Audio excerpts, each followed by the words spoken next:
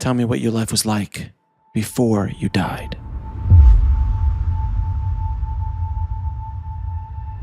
I was a single parent. I had 3 children. They were 3, 4, 5, and 6. So the 2 older ones, in the afternoon, and the 2 older ones were in school.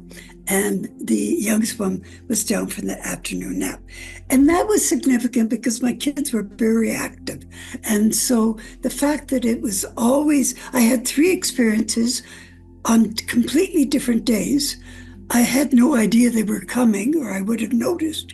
And so the first experience, I'm doing dishes. And as I say, the place is quite quiet. And there's a window above my sink, and I can see into the yard. And in the yard, there's a tree, an apple tree. And I'm just looking at the tree, and I'm really not thinking about anything.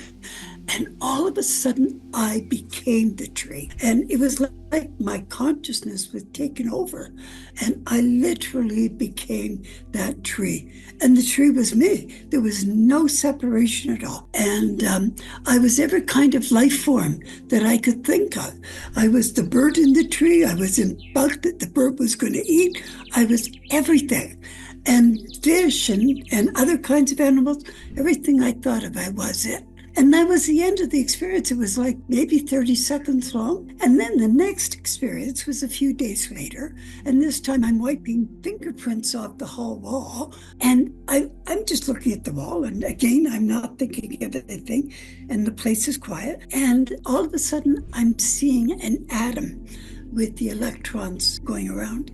And then I see our solar system with the sun and the planets going around. And then that expanded to our galaxy and sister galaxies, what I call sister. I think they're called clusters. So it was like the micro to the macro universe. And while I'm getting this expansion, I'm getting messages that this didn't just happen, that there was order and planning and an intelligence behind it all. And that was really cool. I really enjoyed that. But then I got a message that I really did not like at all. And that was the end of the experience. And the message was that my being was intricately connected with the operation of the universe. And I couldn't get that. That scared me because I thought, what do you mean? What am I supposed to do? I'm really, this was in 1973. So I really had no idea about any of this kind of thing. And then another thing that happened, again, as I say, that was the end of that experience. And then a few days later, I'm in the living room picking up toys and tidying up. And I felt a presence in the room with me. And it was like I couldn't see anything. I could just see my living room. That was it. But there was more love. Like it was like I was being surrounded and impregnated with more love than I could ever imagine. And it felt like I was connected somehow to this whatever. I called it positive energy force. So this positive energy force, I felt like I was connected. And then I heard words very clearly that said, this is where you came from and this is where you will return. And that was the last of my experiences.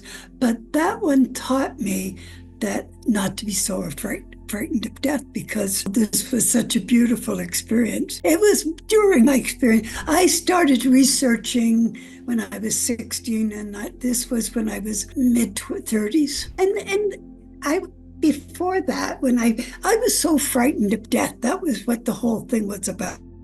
I wanted to find out what happened when you died. And my mother, being an atheist, had told me I'd just disappear. And I was an 8-year-old when she told me that. I didn't want to disappear. And so I wanted to find a better answer. And that was the beginning of my studies. And then that branched out from there. And it was only in those days, because we're going back to the 1950s. And so in those days, there was only religion. There was no spiritual kind of thinking at all. And so I studied all the religions and their histories. And what I found out I was looking for was truth. That's what it down to. I was searching truth. But first of all, we create our own experiences. The death experience is what we think should happen. So that's point one. So that's why the variation between them and why different cultures will have different kinds of experiences is because we create it. The other thing was that almost universally, everybody would feel this oneness. They didn't call it that. Some did, some didn't. But they would say, I felt like I was connected to everything. And everything was connected to me. You know, they really were very blown away by that. That was very significant for quite a few people. Well, many people, because we are steeped in this existence, we see ourselves as physical. And we continue to see ourselves physical. We've seen our body lying there, but we take a body with us, an ethereal body, and we create an ethereal world. And that's our creation. So whatever is our favorite place, I want to go to the beach. Those are the kind of experiences. But there's another experience that even goes much, much deeper. And these are people who enter into the light. Now, there's two levels of that. There's those who enter into the light, continue to see themselves as themselves and experiencing personal experiences, and then leave and communicate with the light, because the light is a being with intelligence and great sense of humor. So, but the other thing is that people will become the light. They melt and absolutely are the light. And when they're there, they become creators with the light.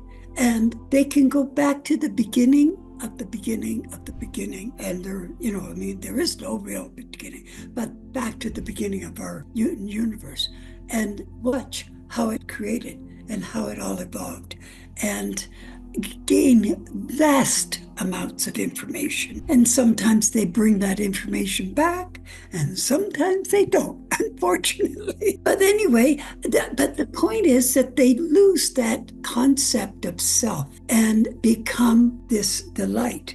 And when they lose the concept of self, they're aware that they were that person at one point in time, and that they were these other light forms, not forms, but reincarnated lights.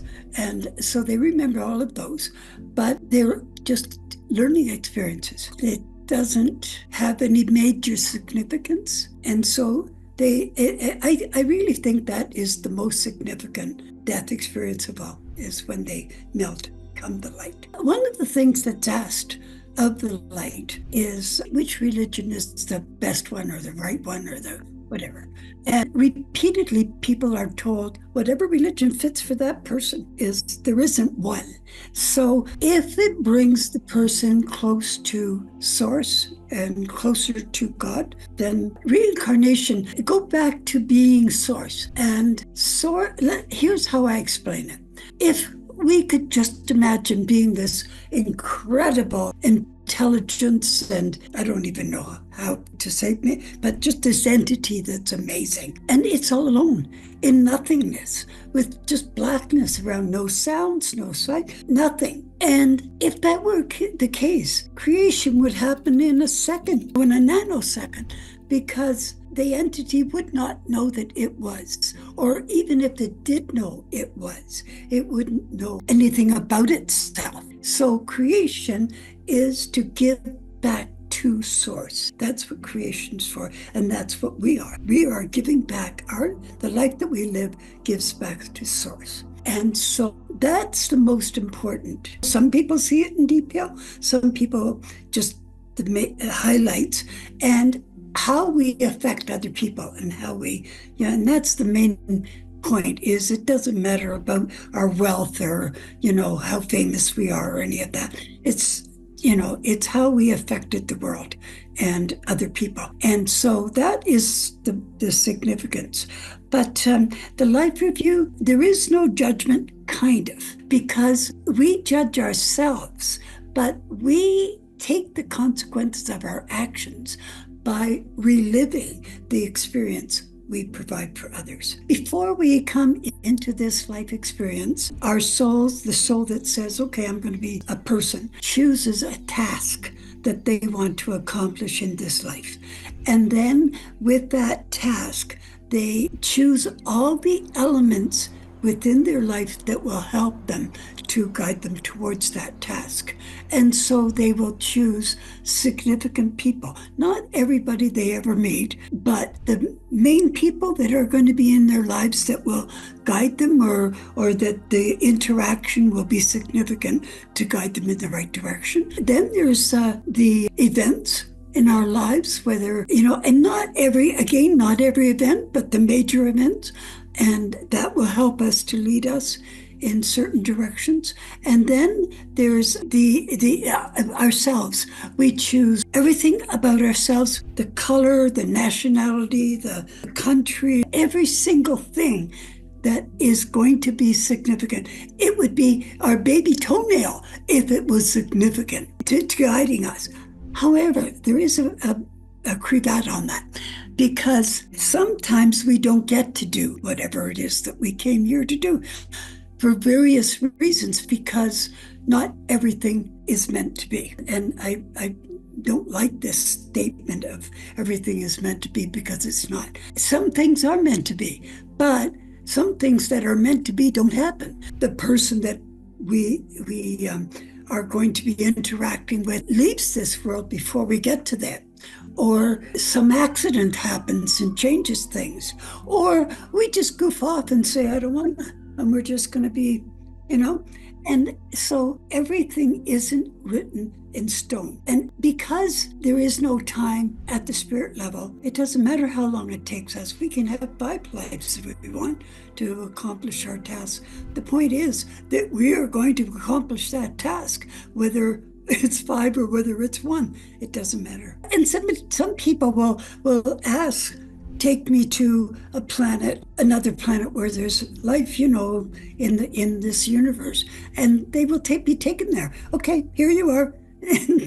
and then they'll also be taken. One person I remember asked to take me to the most advanced, and he went to this place where they didn't communicate verbally. They telepathic, and they were almost surreal. They were, this life form, but almost like a ghost almost. But then they asked to go to one of the least evolved planets, and they went to something like, caveman kind of thing, or very primitive life forms. I think that the love that we feel is our reconnection to the power or the essence of our being, which is love. I think God's essence is love, and that love is the power that it creates with.